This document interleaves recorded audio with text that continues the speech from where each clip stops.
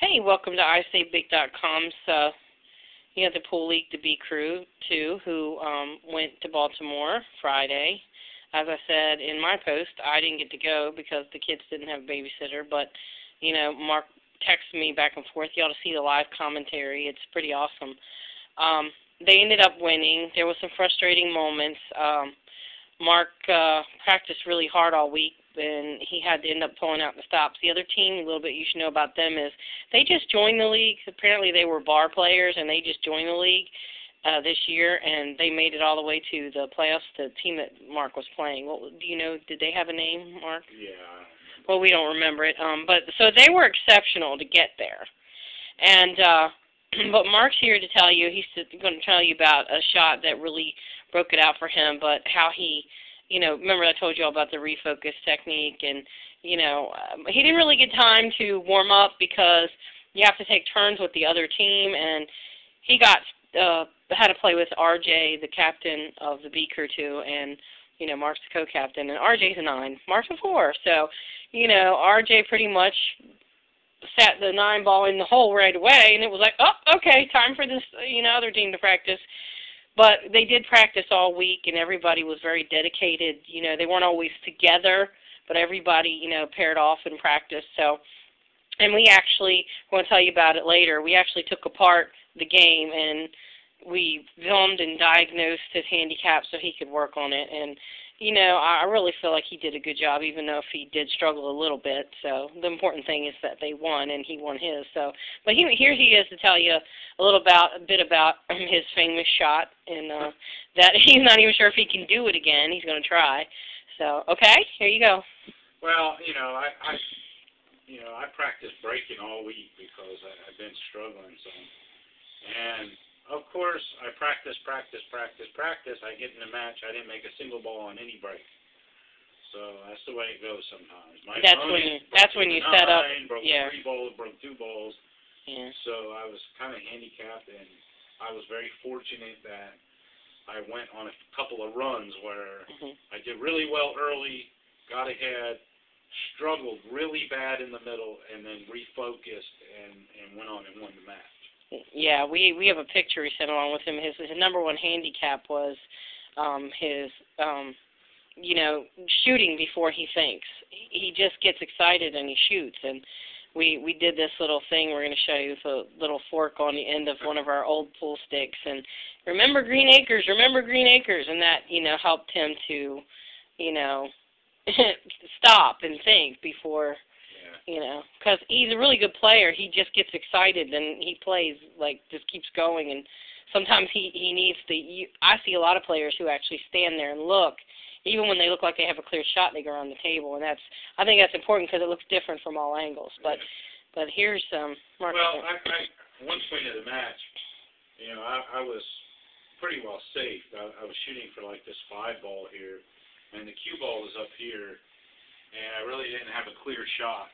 And my best shot of the whole game was going 2 rails back and cutting that 5 ball in. Okay, we're going to try and see. I'm going to try to repeat it. I don't know if I'm going to exactly, but I'm going to try and see if I can recreate that shot. And there it is. There it is. Awesome. Awesome. I did that in the match. And actually, the 6 ball was here in my match, and I had a perfect shot. I went on a run. And that really, you could tell my opponent just kind of went, oh, how did he do it? He saved me. I didn't have a shot, and I pulled a miracle out, and it deflated him. And I went on a run after that and was able to come back and win. I should say it's really important every time before a game to warm up. That's why we warm up here, because warming up with RJ is like not warming up at all because he's really good. So, and Mark, he's really good too.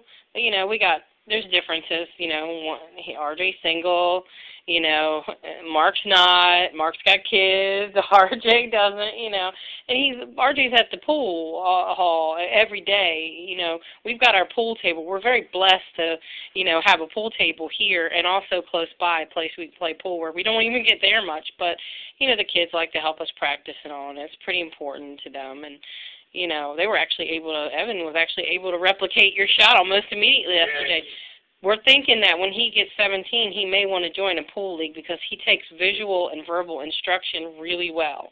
Yeah, unfortunately, they got 21. Yeah, but they have. In cases, Yeah. they have in-house leagues. You can be 18.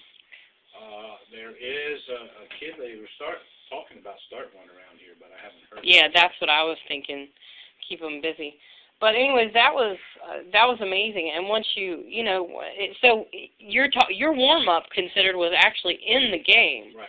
And it took you about a half a game. The tables were just recloth, and it was all, you know, it took a little while to get the roll down, and Took you about a half a game. yeah.